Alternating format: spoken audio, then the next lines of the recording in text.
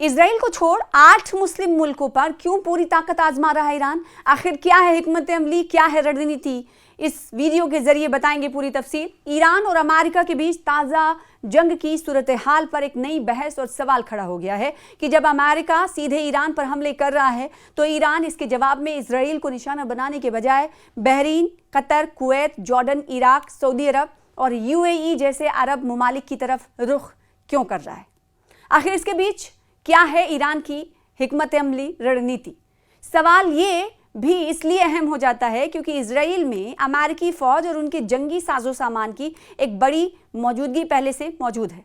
Negev रेगिस्तान में mount केरन पर मौजूद अमेरिकी मिसाइल डिफेंस और early warning radar system site 512 इसका सबूत है, जहां अमेरिकी फौजी हर वक्त तैनात रहते हैं। इसके अलावा अमेरिका और इजराइल मिलकर बैलिस्टिक मिसाइलों की निगरानी के लिए मुश्तरका मंसूबों पर काम करते हैं। साथ ही हाइफा बंदरगाह पर भी अमेरिकी नेवी के शिप्स की आवाजाही मुसलसल जारी रहती है। इजराइल के अंदर अमेरिका का एक बहुत बड़ा हथियारों और गोला बारूद का जखीरा भी मौजूद है, जिसे वॉर रिजर्व स्टॉक पाइल कहा जाता है, जिसका इस्तेमाल जरूरत पड़ने पर अमेरिकी फौज या वक्त पड़ने पर इजराइल भी कर सकता है। इन तमाम वजहों के बावजूद पिछले 9 दिनों से जब से सीज फायर टूटा है, ईरान ने इजराइल के अंदर मौजूद इन अमेरिकी ठिकानों पर कोई हमला नहीं किया। ईरान के इस रुख से सवाल खड़ा होना लाजमी है कि आखिर ईरान की इस खामोशी और अरब ममालिक पर बड़े हमलों के पीछे कौन सी स्ट्रैटेजी है? लोग सवाल पूछ रहे हैं कि इसके पीछे ईरान की कोई बहुत बड़ी हिकमत अमली तो नहीं है। एक्सपर्ट्स क्या कहते हैं वो आपको बताते हैं। एक्सपर्ट्स के मुताबिक ईरान इस हिकमत अमली के पीछे एक बड़े एजेंडे पर काम कर रहा है।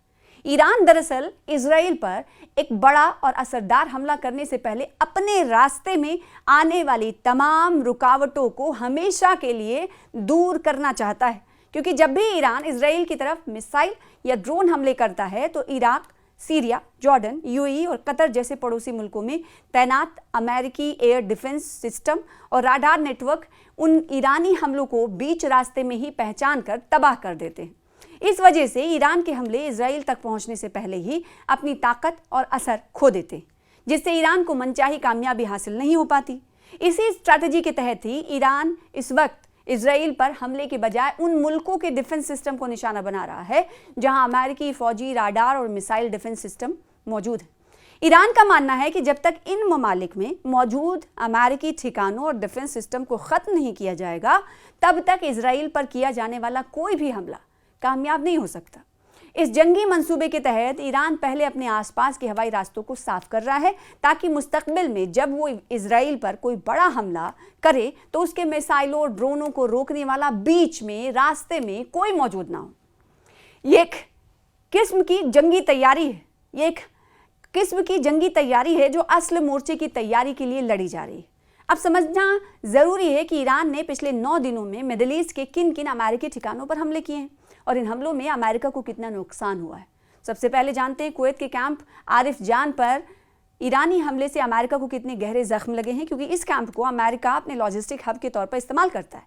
यह अमेरिकी मिलिट्री की मिडिल ईस्ट में रीढ़ की हड्डी माना जाता है। कुवैत में मौजूद कैंप आरिफ जान अमेरिकी सेंट्रल कमांड का सेंटिकॉम का सबसे अहम लॉजिस्टिक और सपोर्ट हब माना जाता है। ये कैंप कुवैत सिटी से लगभग 55 किलोमीटर साउथ में मौजूद है और 1991 के गल्फ वॉर के बाद धीरे धीरे अमेरिका की सबसे अहम मिलिट्री फैसिलिटीज में बदल गया।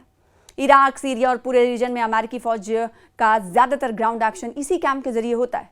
अमेरिकी फौज की कई अहम यूनिट, जिनमें army sustainment command, theatre sustainment command और सपोर्ट ब्रिगेड शामिल है, इसी कैंप से अपने ऑपरेशंस चलाती है। ये कोई फ्रंट लाइन फाइटर बेस नहीं है, बल्कि ऐसा सेंटर है जहां से पूरी फौज की सप्लाई, मरम्मत, ट्रांसपोर्ट, फ्यूल, गोला बारूद, मेडिकल सपोर्ट और कम्युनिकेशन को ऑपरेट किया जाता है। लॉजिस्टिक का मतलब सिर्फ सामान पहुंचाना नहीं होता, बल्कि ये पूरी जंग की रीढ़ होता है।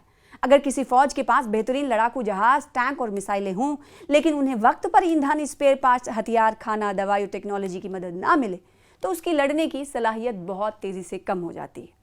कैंप आरिफ जान में हजारों मिलिट्री गाड़ियां, भारी transport, truck, engineering equipments, container yard, repair, workshop, गोला बारूद के सेफ रिजर्व्स हैं और बड़ा फ्यूल सपोर्ट सिस्टम मौजूद है। यहीं से इराक, सीरिया, जॉर्डन और खाड़ी के दूसरे अमेरिकी ठिकानों तक फौजी सामान पहुंचाया जाता है। इसीलिए अमेरिका का इस सस्टेनमेंट हब का लाइफ लाइन भी इसीलिए अमेरिका को कहते हैं।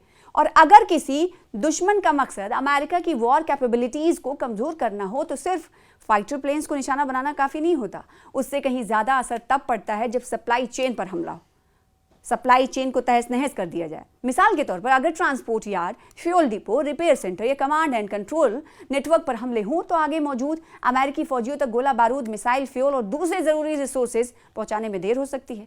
मॉडर्न वॉरफेयर में इसी वजह से लॉजिस्टिक ठिकानों को हाई वैल्यू टारगेट माना जाता है। अमेरिका ने भी इराक और अफगानिस्तान की जंग के दौरान अपनी कामयाबी का बड़ा हिस्सा मजबूत लॉजिस्टिक नेटवर्क को दिया था। ऐसी सूरत में अगर ईरानी हमले में कैंप आरिफजान को बड़ा नुकसान पहुंचता है तो उसका असर सिर्फ कुवैत तक महदूद नहीं रहेगा। इससे इराक, सीरिया में मौजूद अमेरिकी फौज की सप्लाई लाइन पर असर पड़ सकता है और भारी मिलिट्री इक्विपमेंट्स की मरम्मत में देर, फ्यूल सप्लाई में रुकावट, फौजियों की आवाजाही और नए हथियारों की तैनाती की रफ्तार कम हो सकती है। अमेरिकी फौज के पास ऐसे हालात से निपटने के लिए ऑल्टरनेटिव भी हैं, जिनमें कतर, बहरीन, यूएई और सऊदी अरब के नेटवर्क शामिल हैं, लेकिन इतने बड़े लॉजिस्टिक्स नुकसान का फौरन ऑल्टरनेटिव तैयार करना आसान नहीं होगा। दूसरे, ईरान इन मुल्कों में भी अमेरिकी अड्डों, ठिकानों पर हमले कर रहा है। कैंप आरिफजान की अहमियत इस बात से भी समझी जा सकती है कि ये सिर्फ एक फौजी छावनी नहीं, बल्कि पूरे अमेरिकी रीजनल फौजी नेटवर्क का सेंटर पॉइंट है। अमेरिकी फौज हर साल अरबों डॉलर के फौजी साजो सामान, हजारों कंटेनर और लाखों टन राशन इसी नेटवर्क के जरिए आगे भेजती है। इराक वॉर, ISIS के खिलाफ मिशन के दौरान यही कैंप अमेरिकी तैयारियों का मरकज रहा है। किसी भी बड़े रीजन टकराव में अमेरिका सबसे पहले इसी तरह के लॉजिस्टिक सेंटर की सिक्योरिटी बढ़ाता है, क्योंकि जंग जीतने में सिर्फ हथियार नहीं बल्कि लगातार चलती सप्लाई चेन सबसे अहम किरदार निभाती है। यही वजह है कि ईरान लगातार कैंप आरिफजान पर हमले कर रहा है और अमेरिका को नुकसान पहुंचा रहा है।